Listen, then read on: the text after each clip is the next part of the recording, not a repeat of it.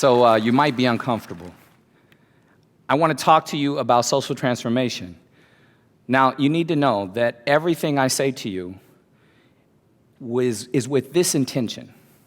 The intention is to contribute to the material, social, and spiritual progress of all peoples in a way that causes no harm to the ecosphere. Everything I say today is about that goal, the material, social, and spiritual progress of all peoples in ways that cause no harm to the ecosphere. Because if it hurts other species, if it hurts the earth, if it exploits humankind in some way, we can't call it good and definitely not progress. Now, this conversation is sometimes tough for people in positions of power, people that hold social credibility.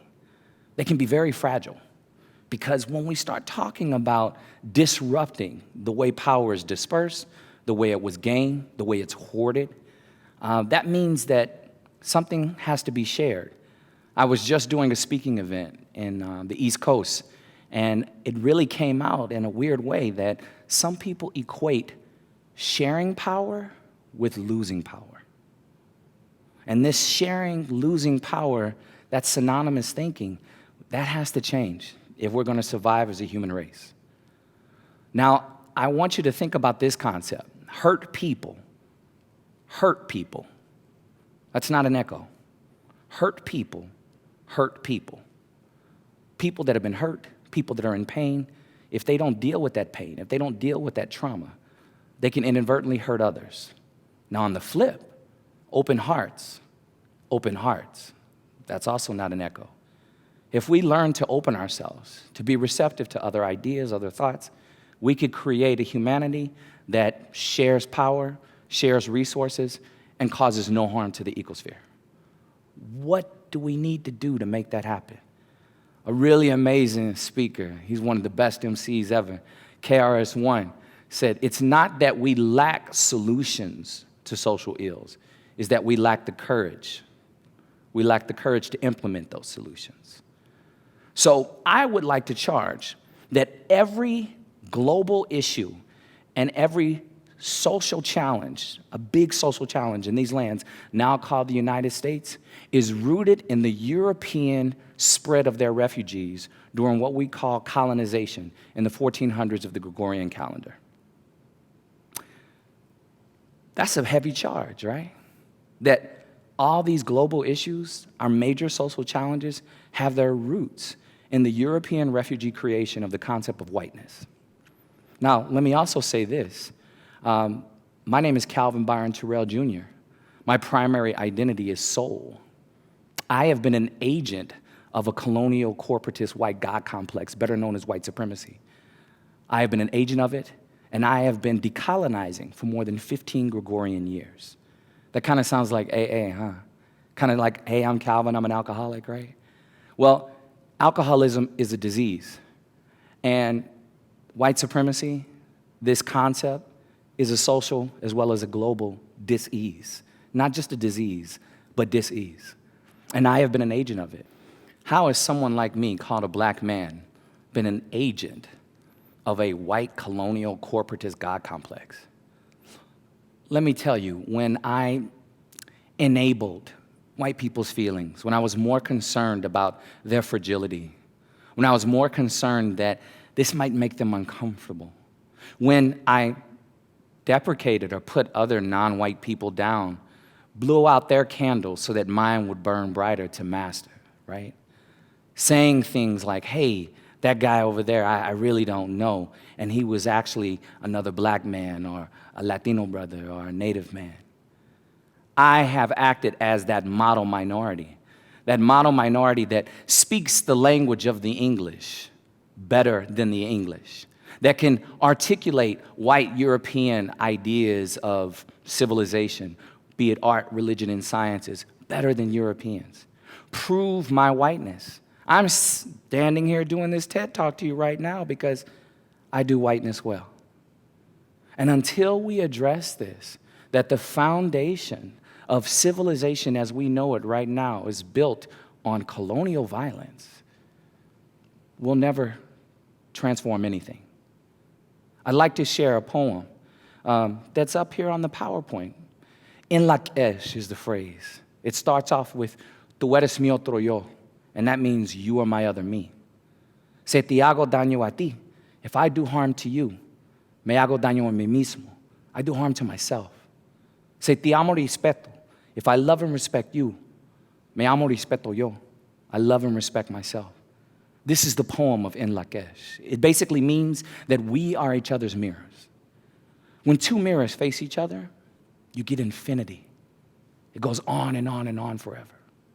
So what lives between us as a human race is infinite possibilities of what we can create in the world. But what tricks us out of seeing the infinity in between each other is the smoke between the mirrors, the burning, the residue of colonization. That smoke is still in the air. And we've been smoking it so long that it's now in our mind, it's in our words, it's in what we call good, progress, and even humanity. So we have to unlearn while simultaneously learning. So I'd like to invite humans called white to confront the sickness. Now, let me also say, I need to honor this land. I'm standing on this red carpet. Well, this very space where I'm standing, this is the United States, the USA. I believe in honoring that. We're the land of the free, home of the brave. But do you know that this very space where I'm standing, before it was called the United States, I'm here in Phoenix, Arizona. Before this was called the USA, this very land right here was Mexico. Study the Treaty of Guadalupe Hidalgo.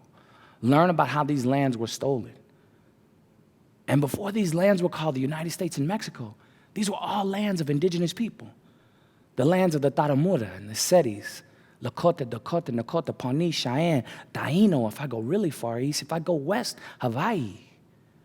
Now, if I put up 10 fingers, see that? See that?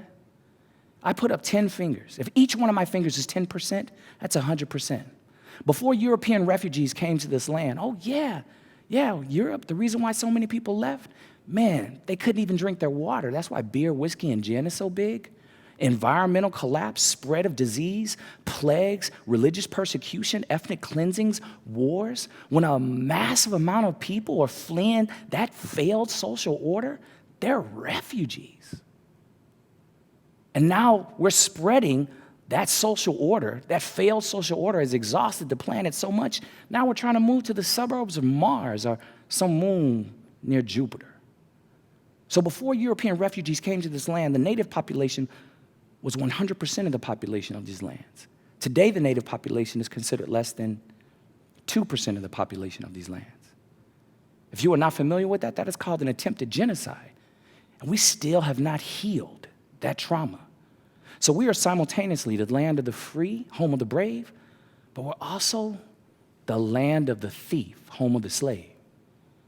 And we have not yet reconciled that duality. When we begin to do that therapy, that deep healing, we will release powers and energies. We will restore In Lak Ech. Infinity will be released within us.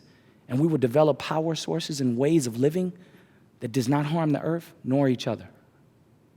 Now, what does that mean to do that? Joy DeGruy taught me this, the real definition of the word respect. If you really understand respect, you understand that re means once more, afresh, anew. And spect means to see or look. So if you break down respect, it literally means to look again. A lot of times we look at people, situations, ideas.